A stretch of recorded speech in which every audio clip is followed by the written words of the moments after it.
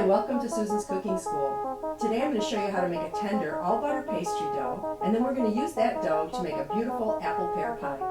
I'm going to show you two methods for making the dough.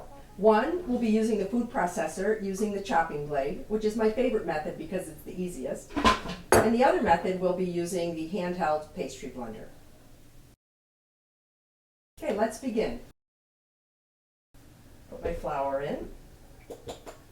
And then I'm going to add my butter, which is already cut into pieces. I'm going to add a teaspoon of sugar, which is optional, and we'll add just a pinch of salt, which is also optional. And I'm using unsalted butter today. If you're using salted butter, I wouldn't add any salt to it. I'll put on our lid. And I'm just going to pulse this until the flour and butter are evenly incorporated.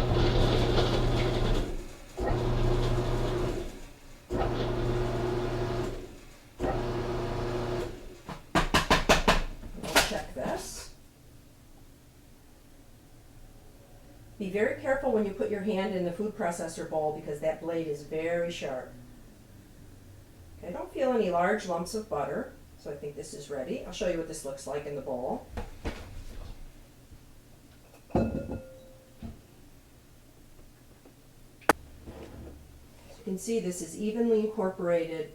There's only little tiny pieces of butter remaining, which is just how we want it. Now I'm going to show you how to incorporate the flour into the butter using the pastry blender. Add 6 ounces of butter cut into small pieces to the 12 ounces of pastry flour in a mixing bowl. Distribute the pieces of butter evenly in the flour. Add a teaspoon of sugar and a pinch of salt. So now what we want to do is break up this butter into tiny pieces that will be coated with flour, which helps you to have a nice tender pie crust.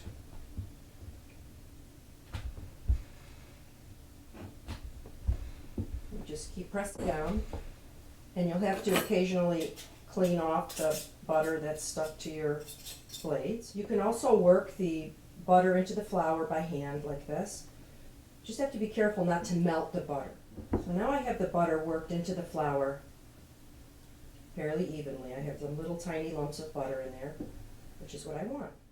Now that we've cut the butter into the flour, it's time to make some dough. Now it's time to add the water to the butter and flour mixture. I use a fork, and I'm just going to toss this as I add the water. What I want to do is evenly moisten this whole mixture. I'm using 6 tablespoons of cold water. I may need a little more, but we'll see. Or I might need less too. I've added most of it. I'm just going to toss this and see how it feels. The reason I'm tossing is that I want to gently moisten all the ingredients without overdeveloping the gluten in the flour. That's one of the reasons I use pastry flour, is that it's low in gluten and therefore will make a much more tender crust. So I'm just going to start to bring this together and see if I need to add all the water or not.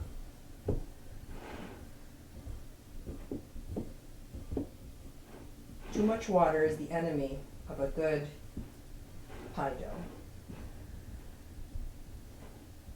I think I can add just a little bit more to this part that's still a little dry on the bottom.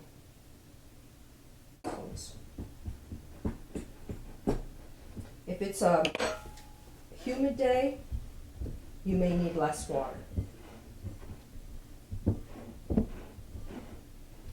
So now I'm just gently squeezing this mixture together so that the water gets evenly distributed without overworking the dough. Now I have it pretty evenly distributed. It all feels moistened without being wet. Now I'm going to shape this into the dough that I'm going to roll out later. Just sort of dividing it in half. You might want to make one half a little bigger than the other because the top crust takes a little bit more dough to make than the bottom. But both of these should be sufficient anyway.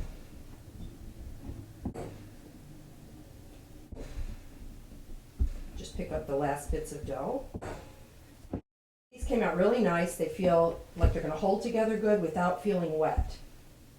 Now what I like to do is put these in a plastic bag and put them in the refrigerator. But since the butter is going to get very hard in the refrigerator, I'm just going to put a little flour on them. And I'm going to flatten them out into discs, which will make them a little easier to roll out later.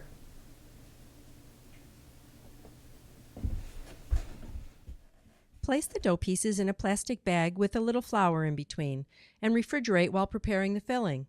The dough could also be frozen at this point. Into the refrigerator. Let's make our filling now.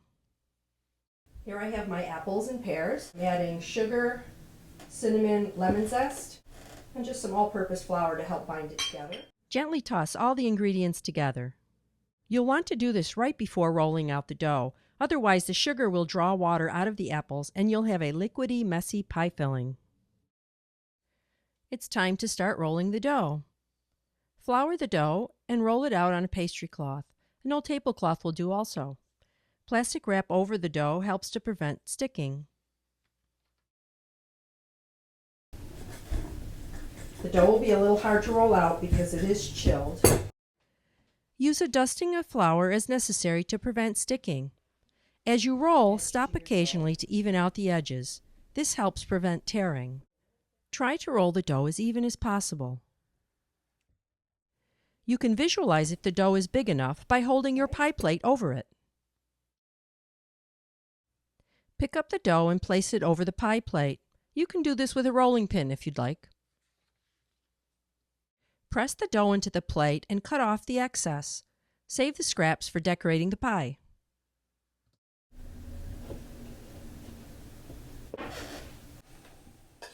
Place the filling onto the bottom crust.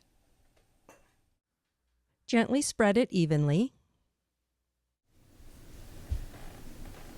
Keep it away from the edges so we get a nice seal after. Now we're ready to roll out our top crust. When the dough is real hard, it can help to use the heel of your hand to begin the flattening process. Roll the top crust out a little bigger than the bottom. So I think this is ready. Yeah, it looks plenty big. Just going to fold this in half. Put it right in the middle and unfold. Now I have a little extra, so I'm going to trim that off. I want about, ½ inch, 3/4 of an inch in excess of my edge of the pie plate. So now, this is what's going to help you have a nice clean edge to your pie. You take this upper edge and just gently fold it under the edge that's on the pie plate. So take the upper and fold it underneath. So now you've sealed in those juices that are going to be made when this starts cooking in the oven. So just push it in and then press. Fold it under and press. So the next thing I'm going to do is flute my edge. So I'm just going to put a little flour on my fingers just to prevent the dough from sticking. I'll take my thumb and my forefinger, my other thumb, and just make a fluted edge all the way around. Keep turning your plate.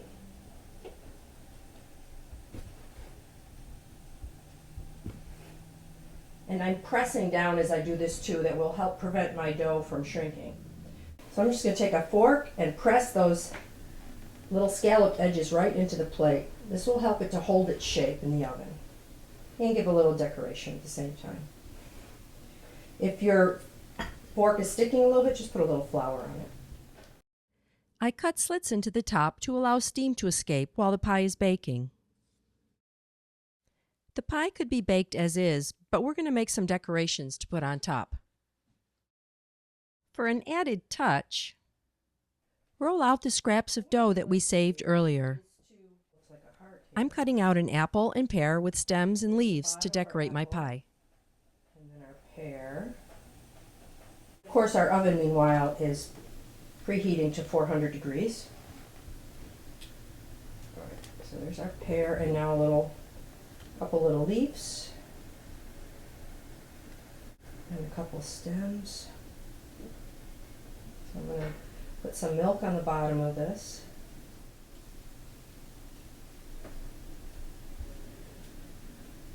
You can make these smaller if you want. I made them rather large today.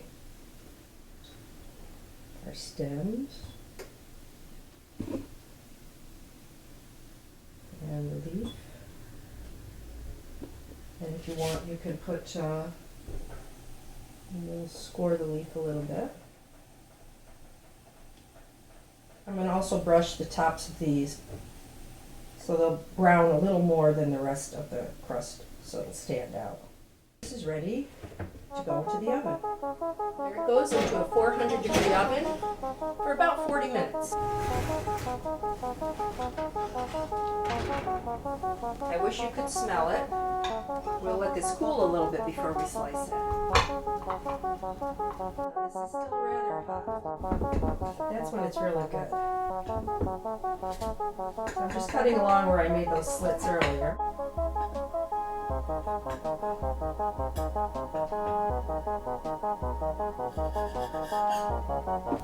Can't go wrong with a side of whipped cream. I want you to see how tender and flaky that crust is. Happy baking. Very good. I'll show you two methods for making the dough. One, we'll use the food processor.